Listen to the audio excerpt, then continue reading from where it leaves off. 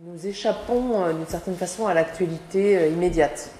Donc on peut partir ou pas. Je veux dire, le grand reporter, c'est pas une question de kilomètres, c'est plutôt une question de temps.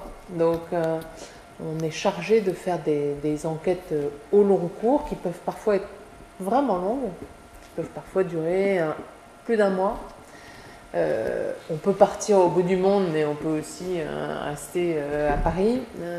Ce qui compte, c'est plutôt effectivement d'échapper à cette excitation qui nous saisit tous dans les médias, où aujourd'hui l'information est à la fois continue et immédiate. Donc là, c'est plutôt une position de recul, d'enquête, beaucoup, et qui permet d'aller plus profondément dans les sujets. Voilà pour mon job. Et je suis au Monde depuis 15 ans, mais avant j'ai été dans plusieurs autres journaux. J'étais à l'agence France Presse, enfin toujours dans la presse écrite, à l'agence France Presse, au Parisien. J'ai fait le lancement de Marianne aussi. Et voilà, et je suis rentrée au Monde.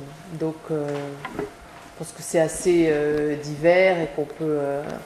quand on est journaliste, à vrai dire, ce qui compte, c'est la façon dont on enquête, et qui est la base même du journalisme, et dont on écrit.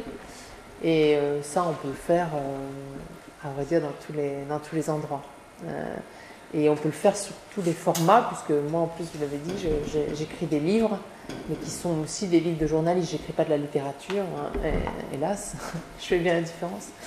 Mais donc, ce sont des livres qui peuvent être à ambition plus littéraire dans la forme, mais qui reste quand même basé sur des enquêtes journalistiques, ce qui est mon métier.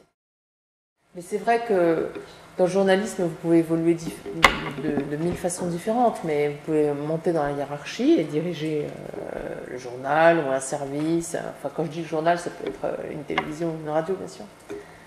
Mais vous pouvez diriger, donc, vous pouvez...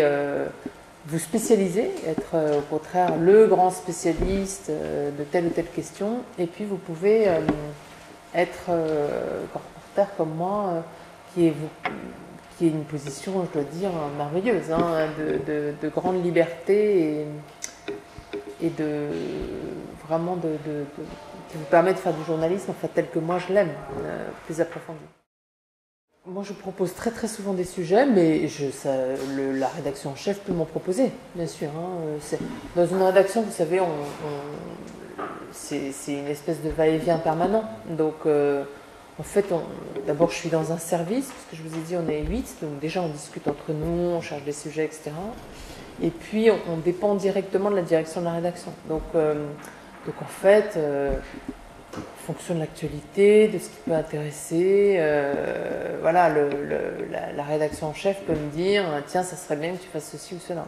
Donc ça peut être très divers. Vous voyez, là, on m'avait demandé de faire une enquête sur la façon dont se fabriquait On n'est pas couché, l'émission de télé.